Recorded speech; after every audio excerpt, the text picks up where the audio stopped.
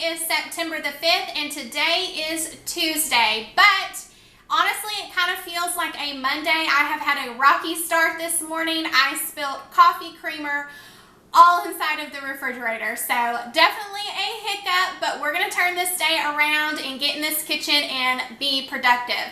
I hope you guys all had a fun and safe weekend.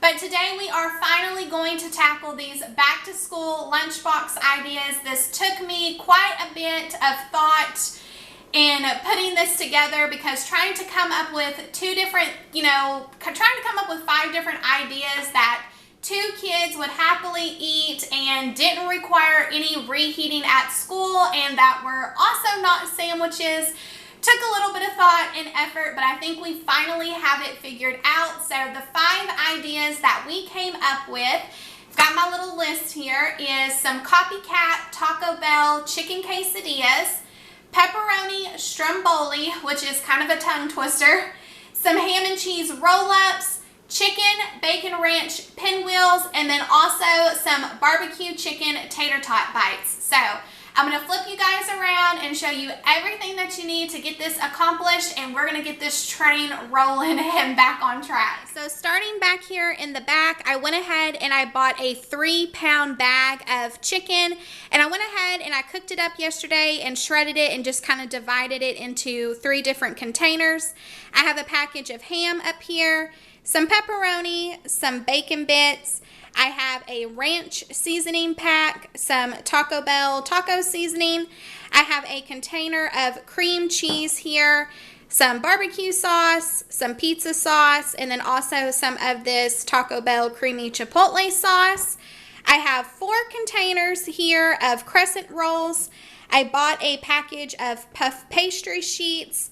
I have some flour tortillas, some tater tots, and then I have some cheese here. I just have some shredded I have some shredded cheddar cheese here, some shredded mozzarella cheese, and then I have some sliced cheddar cheese up here. And this will do it. This is everything that we're going to need, so let's hop into it. So I'm going to start on our ham and cheese roll-ups. This one is so easy, it probably isn't even considered a recipe, but you know the name of the game over here. We're going to take a win where we can. So I went ahead and I took 2 packages of these crescent rolls, and I'm going to go ahead and just get these opened up. So all I'm going to do is unroll them and leave them in their triangle shape. I'm going to take a piece of cheese and place it up here at the top, and then take a couple of pieces of ham on top of that. Then I'm just going to start from the back here, and I'm going to get these rolled up. And that is it. So I am going to repeat the process here and go ahead and get all of these assembled and rolled, and then we'll get these popped into the oven. Alright, so I've got them all rolled up. I'm going to pop them into the oven at 350 degrees, and I'm going to let them go for about 10 minutes, just until my crescent rolls get nice and browned. A good thing about these is if ham really isn't your thing with your kiddos or yourself, you could definitely swap out the meat. You could do, sliced cooked chicken. You could do turkey, whatever you want. You just wrap these little babies up and you customize it to what fits your family.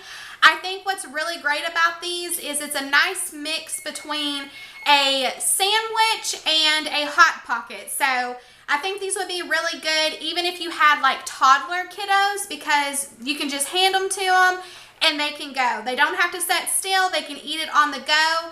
I think these would be really great if you needed to feed your kiddos on the way to a ball game or something. You could easily take these in the car and they wouldn't be messy. And I would not even bat an eye at you if you wanted to eat these for dinner, because sometimes you need an easy dinner idea, and I think that this would be perfect. So I'm going to get these popped into the oven and we're going to move on to the next thing. So I'm thinking I'm going to go ahead and jump in and mix up our filling for our pinwheels while our roll-ups are in the oven. Now, I think what's really great about this pinwheel recipe is you can take it into a million different directions. My kids just really love their chicken bacon ranch in this house, so that is the direction that I went. But you could do taco, you could do buffalo chicken, barbecue chicken. You could do pizza. There are a million different jump off points. So this is just a base start to give you guys an idea. So let's go ahead and let's get our filling mixed up. All right, so in my bowl here, I have about 6 ounces of cream cheese. And I'm gonna go ahead and add in 2 tablespoons of the ranch seasoning. I'm just gonna take a fork to this and get this all mixed in the best that I can. I did set my cream cheese out a little bit in advance so that it'd be a little bit softened. And I did go the route of using the cream cheese that comes in the tub instead of the block because I thought it would mix a little bit better. But if all you can get your hands on is the block of cream cheese, if you just let it set out at room temperature long enough, you should be able to achieve the same thing that I'm doing here. Okay, so now to this mixture, I'm going to go ahead and add in 1½ cup of shredded cheddar cheese. And the last thing that I'm going to add is 1 cup of cooked chicken. If you didn't want to go through the process, you know, of bringing the chicken home, cooking it, and shredding it up, you definitely can use canned chicken or maybe get a rotisserie chicken. And pause. I almost forgot to add the bacon. So I'm going to add in 1 package of bacon bits to this. Then I'm going to get this all mixed together. I'm telling you guys, I think it is secretly Monday. Okay, so I have 1 sheet of our puff pastry and I followed the directions on the package and I let it set out and thaw for about 40 minutes. So we're going to see if we can get this accomplished without it cracking on us. But what we're going to do is we need to lightly flour our surface here so nothing sticks. So I have a little bit of flour here. So from this point right here, we're going to add about half of that cream cheese mixture that we mixed up. Then we're just going to take our fork or whatever is easiest for you to use, and you want to kind of just get this spread over into a really even layer. Okay, so at this point, I'm just going to start right here at the edge and start rolling this up into a big log.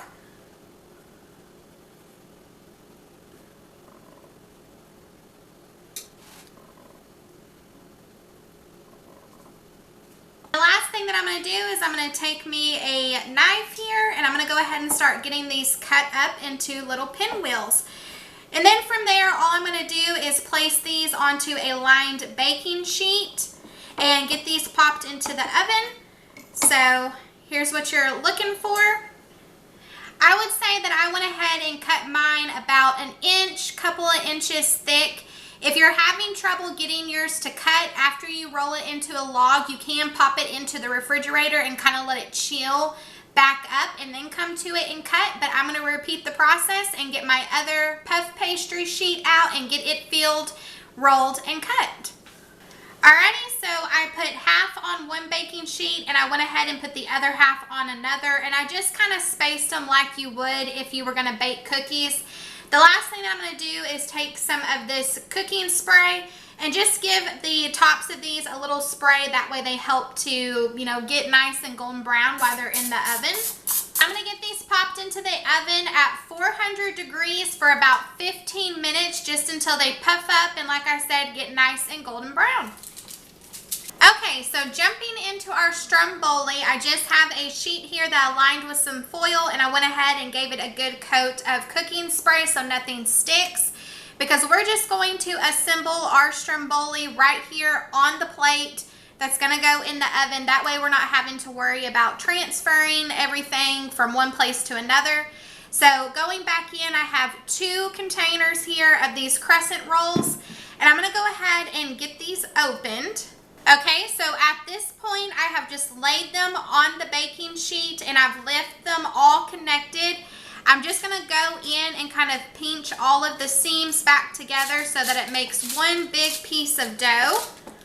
I'm going to take my pizza sauce and I'm just going to go ahead and give it a nice thin layer all over this. I don't want to go too far to the edges just because I don't want it to become one big old goopy mess. I have 8 ounces of shredded mozzarella here, and I'm going to put about half of it on the bottom. Next, I'm going to go in with my pepperoni and just put a nice layer on top of that. Then I'm going to go back in with some more cheese on top of my pepperoni. So now I'm going to start down here on this edge, and I'm just going to fold this over enough to make a little lip so that everything stays inside. So I'm going to do that on the top, and I'm going to come down here and do this on the bottom. Then I'm going to start from this edge right here and just get this all folded over. I'm going to go about halfway with one side, and then come over here to this side and bring it over the other half of the way. I'm going to hit the top with a little bit more of this cooking spray, and then just sprinkle some garlic powder over the top. Alright, so I'm going to get this popped into the oven at 350 degrees, and I'm just going to kind of watch it until it gets nice and golden brown, and I can tell that my dough is cooked all the way through. Okay, so moving into our barbecue chicken tater tot bites, what I did was I accounted for 3 tater tots per cupcake mold. So I went ahead and I counted out my tater tots, and I put them on a regular baking sheet, and I cooked them according to the tater tot bag directions. Afterwards, I moved them over into their own little cubbies here, and I gave each one of these a good spray with cooking spray. So what we're going to do now is everything is nice and cooked. We're going to go ahead and we're going to smush these tater tots down, making a little tater tot patty. In my bowl here, I went ahead and took 1.5 cups of that pre-cooked chicken, and I mixed in about 2 tablespoons of barbecue sauce and gave it a mix. I didn't want it to be overly wet. I just wanted enough barbecue sauce to coat the chicken. So what I'm going to do now is I'm going to take a little bit of that chicken, and I'm going to place it on top of our little tater tots down here. I'm just going to go in with my fork and kind of give this all a smush, just so that we're sticking with the whole little patty form that we did with the tater tots. And the last thing that I'm going to do is take a little bit of that shredded cheese and just place that on top of each one of these.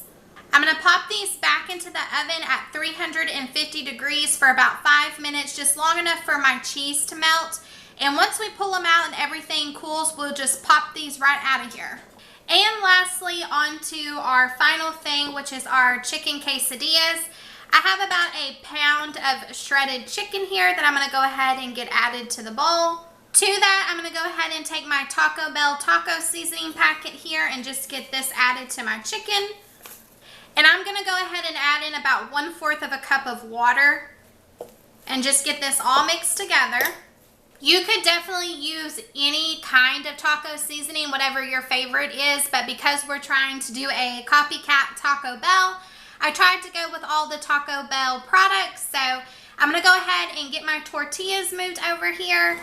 Alright, so I have my Taco Bell creamy chipotle sauce, and then I went ahead and just brought over the rest of my shredded cheese. I added in what mozzarella I had left over, but that's not a necessity.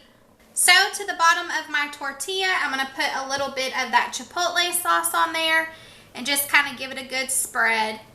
Alright, I got chicken to half of the side of my tortilla here, and I'm just going to put some cheese on top, and that is it. So I'm going to go ahead and get my other 3 made, and I am using burrito size tortillas, but I think any size will do. This is just what we had left over in the pantry. So give it a good fold over, give it a press to seal everything in, and repeat the process. Alright friends, so let's go ahead and take a look at everything that we ended up with. We've got our Stromboli over here, we have our barbecue tater tot bites, our ham and cheese roll-ups, we have our chicken bacon ranch pinwheels up here, and then we have our copycat Taco Bell chicken quesadillas over here. So we ended up with a ton, which is great because this is going to be more than plenty to get my kids through at least 2 weeks of lunch boxes. Are you feeling worn out yet? Because I know I am about exhausted, but I am so glad to have it done. I'm hoping that you were able to gather some good ideas from today's video. Maybe you can take some things that I made and kind of rework it to suit your kiddos. But I want to say thank you you guys so much for taking time out of your day to spend time with me. I had a blast with you as always. And I know there's going to be some questions on how I plan to store all this and how I plan to reheat this. So my plan of action is I'm going to freeze about half of what I made today and pop the rest into the refrigerator and kind of rotate it out as we make our way through it. As far as heating it up goes, when we come home in the afternoons, that's typically when the kids' lunch boxes get made for the next day. And my husband does that job, so I cannot take credit for that, but I'm thinking what we're going to do is just make the lunchbox typical as we always do and pop it into the refrigerator. And come in the morning, I'll go ahead and pull it out and just heat up whatever they chose and wrap it in foil. That way it'll be warm come lunchtime and we should be good to go. But as always, if you guys ever have any video ideas, do not be shy to leave it in the comments for me because I love to put out content that you enjoy. So any suggestions are always helpful. And if nobody has told you today how amazing you are and how great you are and how just abundantly proud they are of you, of succeeding, just making it through another day. I am so proud of you. Keep doing what you're doing. You are amazing. But until next time, I'll see you later, friend. Bye.